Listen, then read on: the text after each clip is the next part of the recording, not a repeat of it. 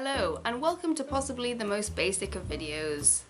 It's a favorites video. Honestly though, I really enjoy favorites videos. Like, if I'm subscribed to you, then I enjoy hearing you talk, and obviously I enjoy hearing you talk about things that you enjoy because that's the best thing to make people talk about. So favorites videos literally tick just every box of enjoyment. Point number one on the docket, The Adventure Zone. It's a podcast by the McElroy brothers and their dad, and they all play Dungeons and Dragons, which is a fantasy role-playing game for anyone not in the know. It's very silly, and then it gets very real, and it's excellent. It's an excellent podcast, piece of media, story, experience. It's just a great time. You should listen to it, and then you should get your friends to listen to it, because it's really fun to watch people get to certain points and be like, oh, where are you up to? That bit? Oh, cool. Let me know when you get to a bit later on, and this thing happens. Oh, good.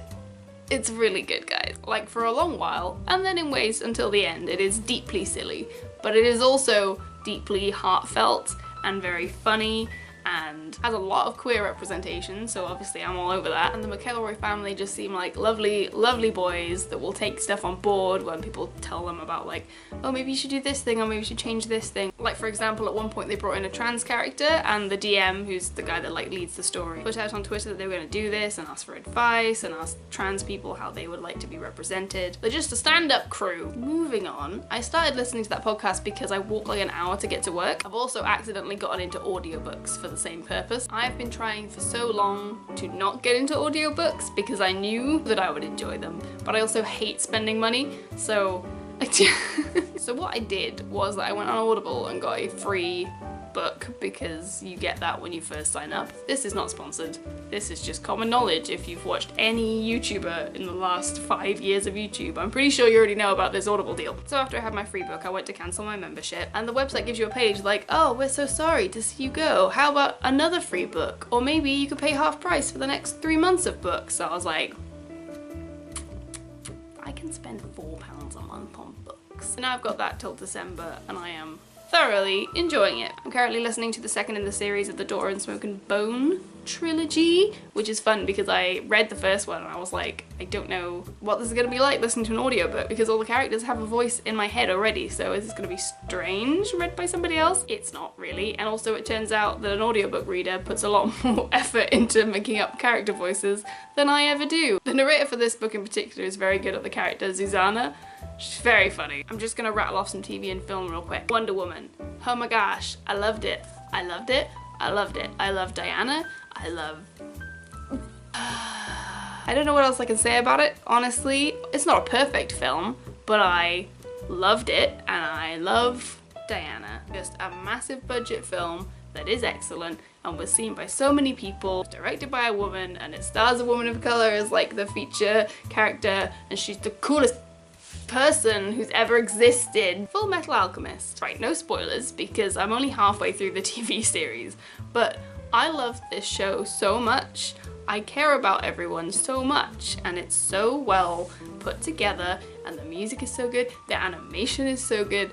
I love all the characters, I love Alphonse, I love Winry, I love everyone. I just want them all to be okay. I'm not even reaching for happy at this point. I know this show, I just want them to be okay. Man, favorites videos are actually really hard because it's difficult to say anything coherent about stuff that just makes you feel emotions. Speaking of emotions, Game of Thrones.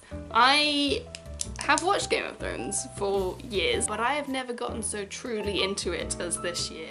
I'll watch it, and then I'll go away and watch like hours and hours of post-episode discussions and breakdowns and theories and whatever about next week's episode, and then I'll rewatch the episode, and then I just couldn't stop thinking about it for the entire time that was on. I just love that it's at a point now that you can have a conversation with so many people about it, even if you just don't know anything else about that person and have nothing else in common.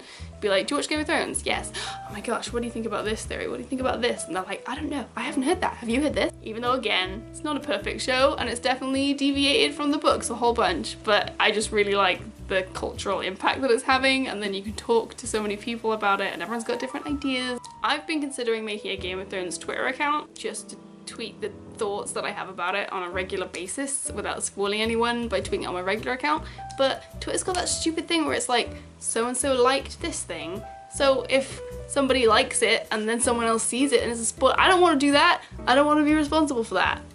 Does anyone know how to switch that thing off? My final piece of media, Hexa, the show. Yeah, it's that web series that I made the pilot of earlier in the year. Don't get me wrong, it's a huge pain in the behind. We have tried so hard to get funding for it so far and just no luck as of yet. But we made the thing. We made it and I like it. It's not perfect. I have so many things that I would change, but we made it. And I want to make the rest of it because some of the later episodes are my favourite and they're so far away from being in existence in the world. If anyone watching has several £1 million to spare and would like to support a web series about queer characters and people of colour and witchcraft, hit me up because I would love to make that for you. We have reached the adult section of the video. It's not what you think. It's possibly the most boring thing on this list, in fact. It's home delivery of groceries. What a fun favourite, am I right? It's saving me so much money. I spend like 1/5 of the amount of money per meal than I would if I was going to the corner shop and being like, I'll have this today, but also I'll get this while I'm here, and also I'll get this, and then I think I'll have some sweets. It's super handy. I don't have to leave my house, and it's cheaper than it would be otherwise. It's great. I have 2 more things, and they're in the category of other. The first thing in that category is the readathon that I did earlier in the year. I have been like behind on my reading all year, and I always feel bad about it, and then I did that one readathon and read, was it like 5.5 books in a week? I was just like, I did it just like that. I read a lot of books and I feel great. I'd like to get more creative with the video for it next time, so I definitely want to do that again. I definitely recommend doing it if you've been thinking about it. Even if you read like 1 book or just like half a book, that's probably still more than you would have read otherwise. So like, the final thing on this list is escape rooms. Have you been in an escape room? They're really fun. One of the actresses that actually worked on Hexa is lovely and also works in an escape room, so she got us a game there one day.